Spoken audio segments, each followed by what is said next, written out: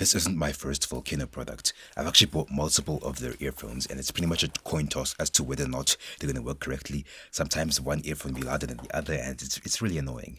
I also got the Volcano Scorpios at some point, which are a set of Bluetooth true wireless earphones, and I've used those before. The one on the right kind of died and stopped working, so yeah, lost me about a year. And then we have, of course, the Volcano Impulse. So I didn't buy these myself, someone just gave these to me as a gift. So it claims about anywhere from 12 to 15 hours of battery life on these things, and it's got this red color. So I'm going to go ahead and unbox it in this video. So let's get started. So of course I'm going to cut off the tape at the top. I'm going to open it up to see what's inside.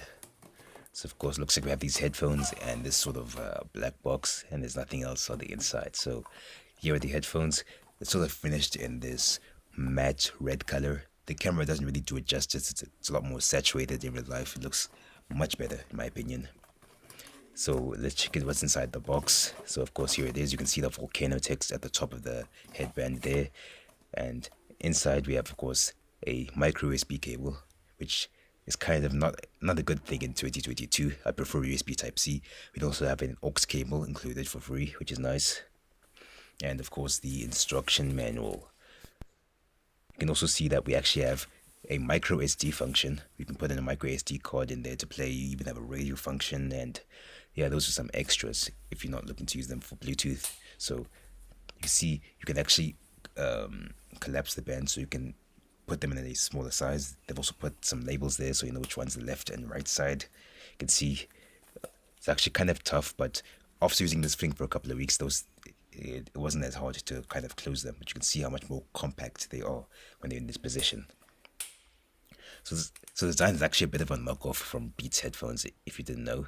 But you can see how, of course, for a cheap product, it doesn't really have the greatest build quality. You have some of these small defects in there, but they don't really affect the experience of the headphones themselves. So not really a problem. So you can see you have an aux cable in there.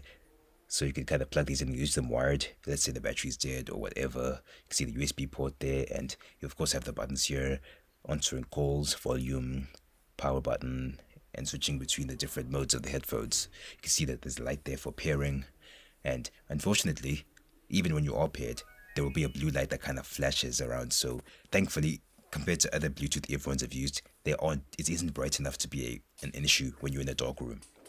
So of course here is a video of me putting them on. Now the band is actually quite short. It's like they made this thing for people with small heads. I actually have to like go to like the second highest setting in order for them to fit in my head properly. But you can see how they fit. Actually, they haven't had any problems with them. Of course, your ears will get a bit warm if you use these for multiple hours, but I haven't any problems there. But you can see it kind of fell off there. But the reality is, on a normal day-to-day usage, they will stick on your head very tightly and nicely. So you shouldn't have a problem with that.